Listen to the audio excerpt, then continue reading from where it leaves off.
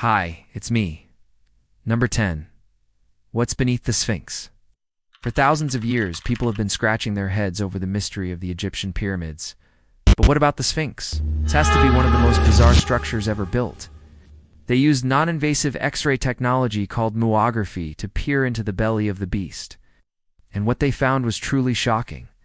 The head of a man and the body of a lion laying in the desert, staring blankly at the horizon. It's creepy to say the least.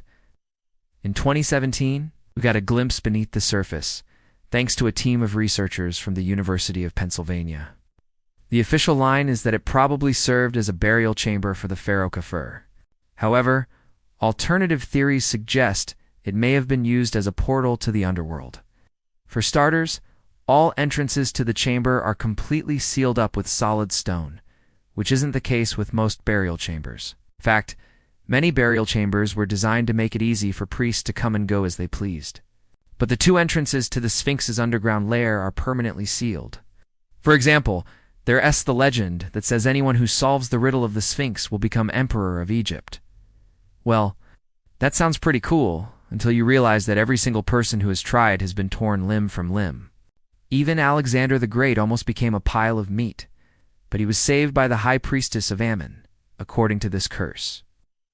Anyone who disturbs the remains of a pharaoh will be met with a terrible fate. But still, we should probably respect the dead, right? It's said that Napoleon's soldiers dug up a mummy in 1798, and soon after, the entire French army was wiped out by disease. Then, in 1826, a British officer named James Grant opened up a sarcophagus just to see what would happen. He was never heard from again. This suggests that it may have been used for something more significant than just a burial.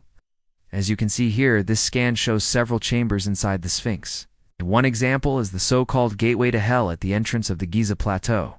All we know for sure is that no one has been down there for thousands of years.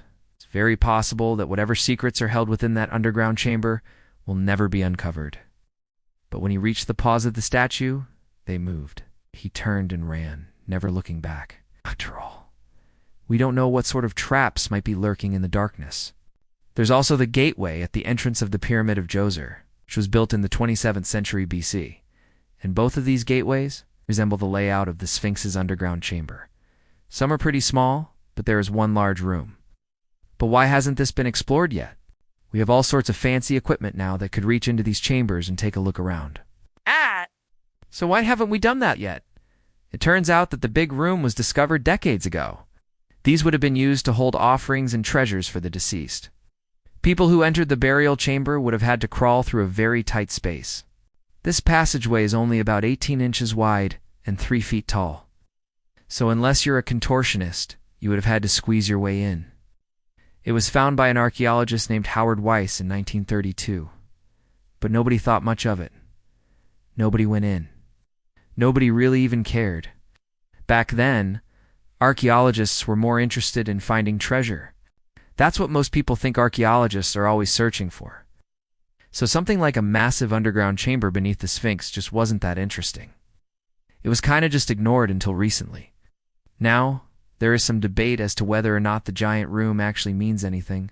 The reason people are so convinced that it was used for burying the dead is because of all the other smaller rooms branching off from the main chamber. But the theory that the big room was a portal to the underworld makes a lot of sense for other reasons too. Plus, the layout of the Sphinx aligns with other portals to the underworld that were constructed during the Old Kingdom of Egypt, roughly between 2680 and 2180 BC. But this is just speculation. There are lots of scary stories about the Sphinx, and none of them end well. And let us not forget about the French author, who tried to sneak into the Sphinx in 1837. He wanted to see if there was any treasure hiding inside. Whatever secrets lie beneath the Sphinx, it's probably best we leave them alone. Let sleeping pharaohs lie. Which brings us to another popular legend, the Curse of the Pharaohs. Of course, there's no evidence that curses actually exist. Thanks for watching. Remember to subscribe if you haven't already. See you next time.